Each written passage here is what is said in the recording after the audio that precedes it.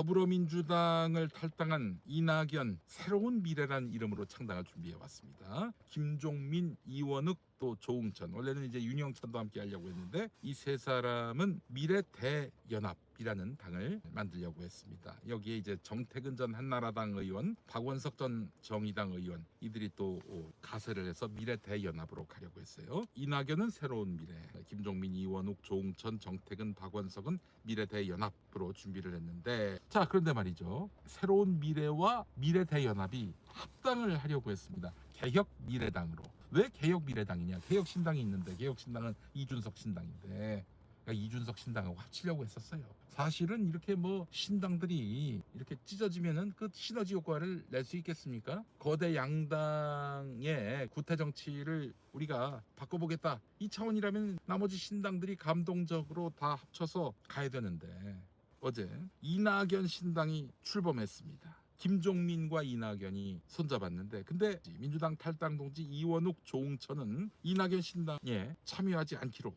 선언했습니다. 자, 이들은 이 제3지대 세력, 여러 신당들이 한꺼번에 통합하는 원샷 빅텐트를 이렇게 하자고 했습니다. 사실 이 이낙연 신당과 독수리 삼형제는 창당에 합의하면서 같이 개혁미래당을 만들려고 했는데, 이제 공동 창당에 이원욱, 조응천이 불참하기로 한 것이죠. 더 큰 통합을 위해서 합당에 참여하지 않기로 했다, 이렇게 얘기를 했고, 정태근 전 한나라당 의원도 통합 창당 대회에 모습을 드러내지 않았습니다. 이낙연, 김종민, 박원석, 이 사람들만 해서 어제 신당 창당을 하게 된 것이죠. 자, 사실은 이준석이 이낙연하고 만나면서 여러 가지로 신당을 함께 만드는 방안에 대해서 논의해왔던 것은 사실입니다. 자, 그런데 말이죠, 이준석이 뜨뜻미지근합니다. 아니, 뜨뜻미지근하다기보다는 할 생각이 없다는 뜻을 분명히 했습니다. 그러니까 이준석 얘기는 타당합니다. 이낙연 등은 어떤 정책 칼라, 즉 정책을 말하는 것이 아니라 선거공학인 이준석 이야기만 하고 있다, 이렇게 얘기하고 있어요. 교통복지공약은 이것이다, 우리는 이걸 하겠다, 이걸 얘기하는 게 아니라 선거공학인 이준석 신당과의 합당 얘기만 하고 있다는 거예요. 무슨 정치를 할 것인지를 얘기하지 않고 합치자, 이런 얘기만 하고 있다는 것이죠. 이준석은 이 점을 이낙연 측에 계속해서 지적을 했고 이야기를 했습니다. 어떻게 될 것인가? 통합은 불가능할 것입니다. 이준석 개혁신당 대표가 장윤선 기자 유튜브에 나와서 한 말이 있습니다. 지금 윤석열 심판론이 모든 이슈를 집어삼켰다. 지금 이제 통합의 3대 주체가 된 이준석, 금태섭, 이낙연 신당은 과연 반윤석열 심판론을 수렴할 수 있는 그릇인가? 이런 고민을 아마 이준석은 할 겁니다. 사실 여러분 한번 따져봅시다. 이준석 신당, 금태섭 신당, 이낙연 신당. 금태섭 신당은 거대 양당을 반대하는 그런 입장이고요. 이낙연 신당은 이재명 반대입니다. 반윤 보수 신당을 표방하는 이준석은 금태섭 신당, 이낙연 신당과 합쳐서 실익이 없어요. 금태섭은 반 거대 정당, 이낙연은 반 이재명 당. 이들과 합치면은 이게 반 윤석열이 희석이 되는 거야. 이 이준석 신당은 반 윤석열 보수 신당이라고 봐야 되는 거 아니겠습니까? 이낙연하고 합치고 또 금태섭하고 합친다? 뭐야 이게 대체? 실익이 없습니다. 실익이 없어요. 몸집이 커지면 승리 가능성도 커진다. 이낙연은 이렇게 생각할지 모르겠습니다. 구태 정치예요. 이준석은 이낙연, 금태섭과 손잡아서 얻을 실익이 없습니다. 때문에 이낙연 신당, 금태섭 신당과의 합당은 불가능할 것이다, 이렇게 보고 있습니다. 이준석 대표가 그런 말을 해요.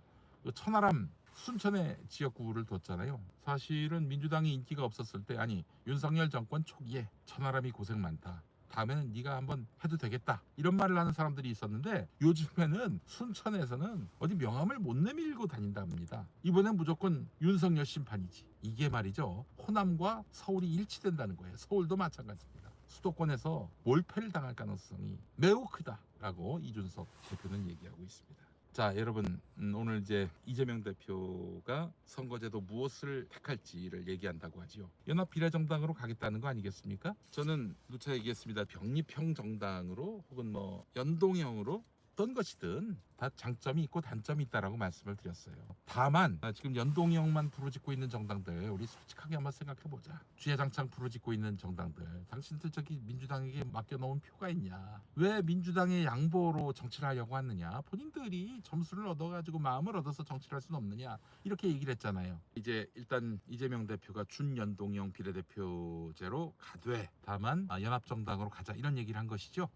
이재명 대표의 이런 판단과 결정에 존중합니다. 고민 많이 했겠네요. 자, 뭐 저는 누차 말씀드렸습니다만은 어떤 선거 제도든 윤석열 심판론을 희석시킬 수는 없다, 이 말씀을 분명히 말씀을 드립니다. 누차 얘기했어요. 준연동형 비례대표를 한다고 민주당이 비례의석을 포기하는 게 아닙니다. 연합정당을 만든다는 거 아닙니까?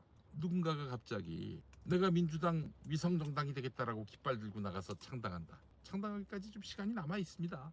그 당이 신망을 얻는다, 정당에 표가 몰릴 가능성도 있는 것이죠. 또는 연합비례정당을 만약에 만들게 된다, 또 민주당의 이익이 구현될 수 있는 길은 또 분명히 열려 있기 때문에 어떤 뭐 특정한 선거제도가 민주당에게 유리하다 불리하다, 윤석열 심판론이 희석된다 희석되지 않는다, 그러진 않을 겁니다. 네. 자, 하여간 선거제도가 뭐 윤석열 심판론을 희석시키지는 않을 것이다라는 점을 제가 분명히 말씀을 드립니다.